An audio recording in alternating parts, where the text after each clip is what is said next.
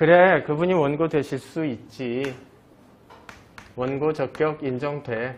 규정에 누구든지라고 돼 있으니까 누구든지 소제기할 수 있으니까. 됐죠? 그 다음에 물음 하나를 또 우리는 이제부터는 나눠서 생각하시는 연습을 하셔야 되는 거예요. 그래, 그 원고가 저기 소를 제기할 수는 있지. 그런데 할 수 있다라고 하는 것과 할 필요가 있느냐라는 문제는 별개 문제예요. 할 수 있다라는 것과 할 필요가 있느냐는 별개 문제입니다. 자, 지금 여러분들께서 누군가한테 빌려준 돈이 있어요. 그래서 그 돈 줘라고 하는 대여금 반환 청구권을 가지고 계십니다. 됐죠? 그러니 여러분들께서는 일단 권리자예요. 됐습니까? 자, 그래서 그 채무자께 전화를 드렸습니다. 돈 주셔야죠. 그랬더니 채무자가 이야기를 해요. 아니, 드려야죠. 네? 아니, 드린다니까요. 언제 주시려고요? 아니, 지금 갈게요. 기다리세요. 라고 채무자가 얘기를 하셨어요. 됐죠? 채무자가 이 이야기를 하면 여러분들의 권리가 소멸합니까? 아직 남아있습니까? 아직은 남아있겠죠. 실제 돈 받지는 않았으니까. 그랬더니 그 전화를 받으시더니 원고가 갑자기 법원을 가요. 무슨 말씀인지 아시겠죠? 그랬더니 소장을 쓰세요. 피고는 원고에게 금 얼마를 지급하라는 판결을 구합니다. 라고 민사소송 제기하셨습니다. 됐죠? 그러면 채무자 입장에서는 나 분명히 돈 드린다 했지요. 기다리시라 했지요. 가고 있었지요. 가고 있다는 사실을 원고도 알고 계셨지요. 그런데 소를 접수시키셨어요. 액수에 문제가 있는 것도 아니고.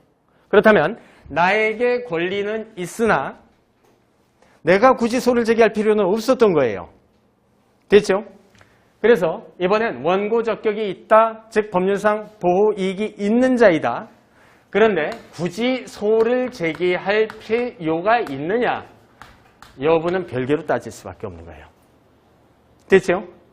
그러면 방금 이야기했었던 이 사건의 경우에는 소를 굳이 제기할 필요가 없었죠. 그렇죠? 그래서 만약에 소를 제기할 필요가 없었다면 우리는 원고 적격은 충족되었으나 굳이 이 소를 제기할 필요를 두 글자로 다시 이익이라고 이름을 붙이고요. 소를 제기할 이익은 없음이라고 해서 이 소는 각하됩니다. 아셨죠? 아직 우리가 배우지 않은 것뿐이에요.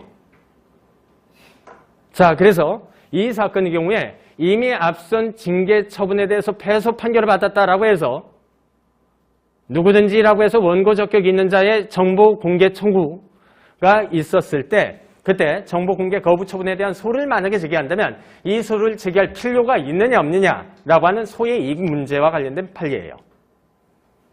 아셨죠? 징계위원 이름 좀 보자. 첫 번째, 정보 공개 청구권이 있습니다. 됐죠? 그러니 원고 적격이 있습니다.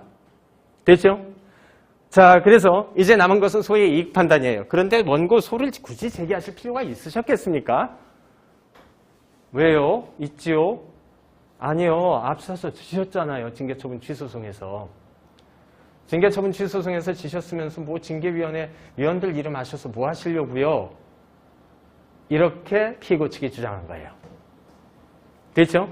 우리 대법원 판례 달리 판단했습니다. 소를 제기할 이익이 있음. 아셨죠? 자신에 대한 징계 처분을 내린 분이 누군지, 그 다음에 징계위원회가 구성이 어떻게 되었는지와 관련돼선 나중에 확정 판결이 내려진다 해도 혹시 범죄 등이 개입되어 있었다면 재심 청구를 제기할 이익이 있습니다. 다시요.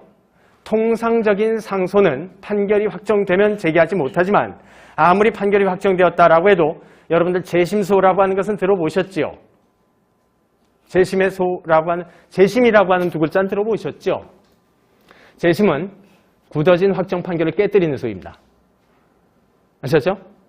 그런데 재심소를 제기할 수 있는 재심 사유는 민사소송법 451조 제1항에 나와 있는 11가지 사유가 있어요. 그 중에 하나가 증거가 위조되는 등 범죄 행위로 말미암은 때. 아셨죠? 이때의 경우에는 확정 판결이 내려졌다라고 해도 재심소를 통해서 그 확정 판결 자체를 깨버릴 수 있습니다. 아셨죠? 그러니 징계위원회 이름을 알 필요는 있을 것이다. 그러니 소를 제기할 필요 있다라고 하는 것이 대법원 판례 태도입니다. 아셨죠?